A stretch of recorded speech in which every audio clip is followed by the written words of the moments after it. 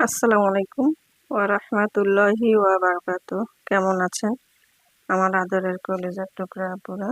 সবাইকে আল্লাহ ভালো সুস্থ রেখে তৌফিক দান করুন, এই দোয়া সবসময় করছি এবং আপনাদের দোয়া আশীর্বাদে আমিও ভালো আছি আলহামদুলিল্লাহ। আল্লাহর কাছে শুকরিয়া জানাচ্ছি। আপুরা, আজকে আমি আপনাদের সামনে হাজির হয়েছি লাউ শাক নিয়ে। আমি লাউ শাক রান্না করব। তো আমি লাউ শাক চুলাতে বসিয়ে দিয়ে পেঁয়াজ দিয়ে দিলাম। এখন আমি কাঁচামরিচ কাটা দিয়ে দিচ্ছি। এবারে দিয়ে দেব পরিমাণ মতো লবণ,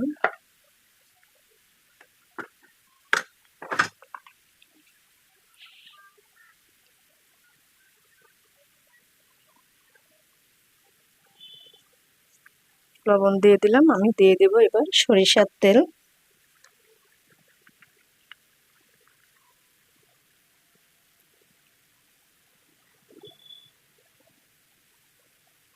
সরিষার তেল দিয়ে দিলাম। এবারে আমি ঢেকে দেব।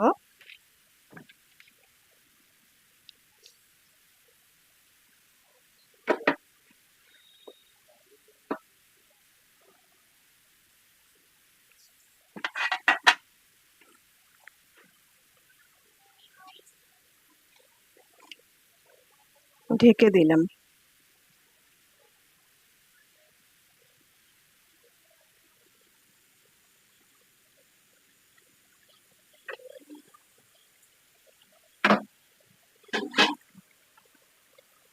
তো এখন আমি একটু রসুন কুচি দিয়ে দেব।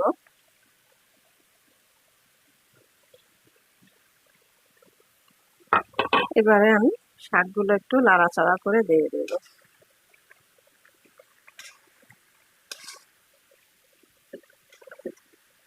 দেখুন আপুরা, লাউ শাক থেকে পানি বের হয়েছে।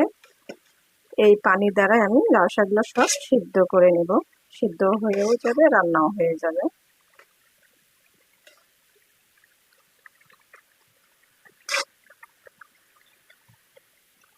চাইলেই আপনারা আগে ভাপিয়ে নিয়ে বাগার দিতে পারবেন পরে। তো আমি বাগার পরে দেই না, এইভাবেই আমি শাকটা একসঙ্গেই সব কিছু পেঁয়াজ রসুন কাঁচামরিচ দিয়ে আমি রান্না করে নিচ্ছি। এই শাকটাও খেতে খুবই ভালো লাগে।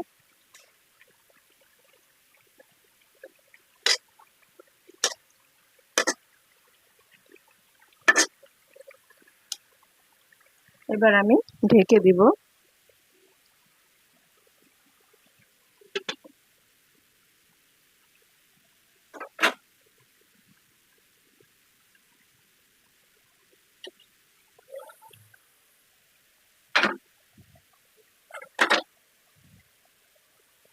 আপুরা, লাউ শাক রান্নাটা হয়ে গেল।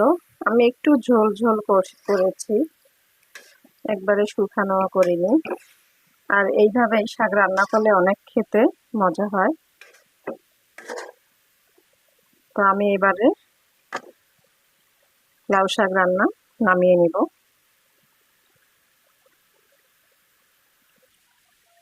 আপুরা, নামিয়ে নিয়ে আসলাম লাউ শাক রান্না।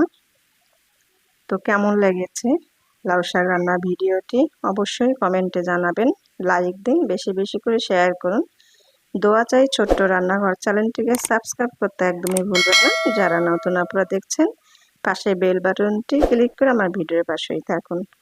তো সবাই ভালো থাকুন, আল্লাহ সবাইকে সুস্থ রাখার তৌফিক দান করুন, এই দোয়া কামনা করে রেখে দিচ্ছি। আসসালামু আলাইকুম ওয়া রাহমাতুল্লাহি ওয়া বারাকাতুহু।